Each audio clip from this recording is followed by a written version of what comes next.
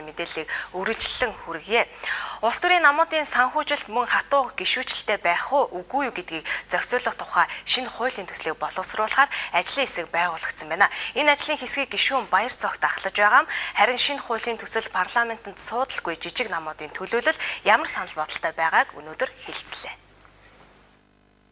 Улс төрийн намуудын тухай хууль намуудын санхүүжилтийг ил тод болгох мөн хатуу гишүүнчлэлийг бойлуулахын зөв гэсэн шийдэлд парламентод суудалтай болон парламентод суудлага улс төрийн хүчнүүд санал нэгдээд байгаа. Тиймээс энэ удаагийн улсын хурал бүрэн эрхийнхээ хугацаанд дээрх хуулийг батлан гаргах төлөвлөгөөтэй байгаа юм. Өнөөдөр ажлын хэсгийн төвшөнд яригдаж байгаа дээрх хуулийн төсөлд жижиг намуудын төлөөлөл хэд хэдэн чухал саналыг шигтгэж өгөхөөр ярилцлаа. Бүгд найрамдах намын дарга жаргал сайхны үзэж байгаагаар нэг улс төрч парламентын гишүүнээр 3 удаа сонгогддог байх.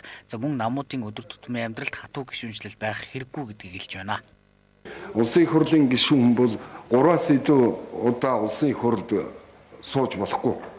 3 удаа суудсан хүн дахиад 4-р 5-р суугаад тэр хүнээс юм гарахгүй нь ойлгомжтой шүү дээ. Монгол улсын ерөнхийлөгч гэсэн 2 удаа л байгаа юм чинь.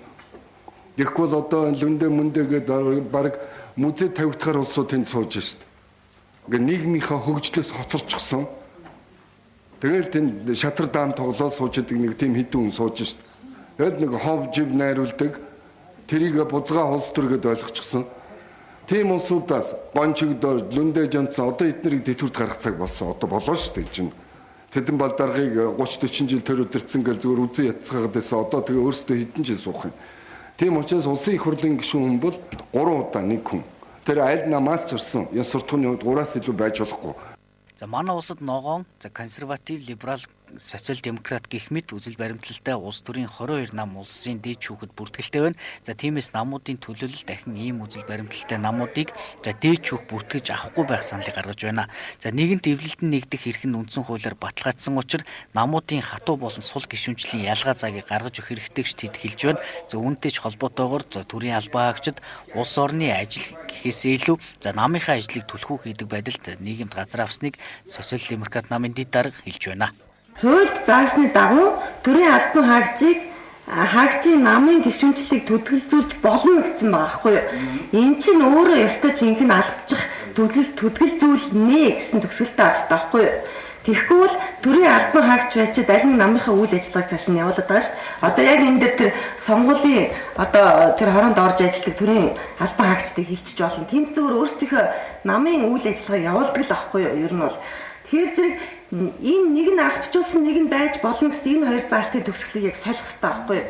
Шинээр боловсруулагдаж байгаа хуульч гэсэн эрх баригч болон сөрөг хүчнийхэн зориулагдсан хууль гэдэг нь улсын хурлах ардчилсан намын бүлэг дондогд орчин Эрдэнэтийн хэлсэн парламентд суудалгүй намыг татан буулгадаг болно гэсэн мэдгдлээс тодорхой харагдаж байгааг намуудын төлөөлөл хэлж байна. Харин 19 гишүүнтэй байгуулагдсан ажлын хэсэг өнгөрсөн хугацаанд 5 удаа хуралдсан байна.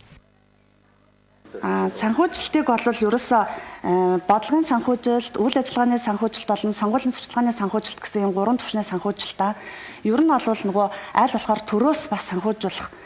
Энэ нь болохоор өөрөө нөгөө улс төрийн эргээд нөгөө нэг санхүүгийн нөлөөнд автах ч юм уу тийм байдал гаргуулахгүй тулд айл болохоор төрөөс санхүүжуулах. Гэхдээ энийгээ болохоор яг нөгөө ямар хэмжээнд авч үзэх вэ?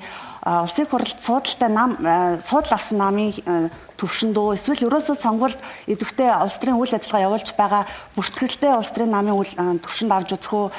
Иргэд сонгогчид улс төрийн ямар ч мэдлэг боловсралгүйгээр сонгуульд оролцож байгааг далимдуулан Монгол Ардын нам, ардчилсан нам сүүлийн хэдэн сонгуульд булхаа хэрэглэж ялт байгуулсан гэдгийг тодтогод жижиг намууд гомдолтой байна. Тиймээс альва нэг сонгуул болсны дараа намууд ялалт ялагдлаа хүлээн зөвшөөрдөг байхын тулд саналыг ил тод нээлттэй тоолдог байх хэрэгтэй гэж тэд үзэж байгаамаа.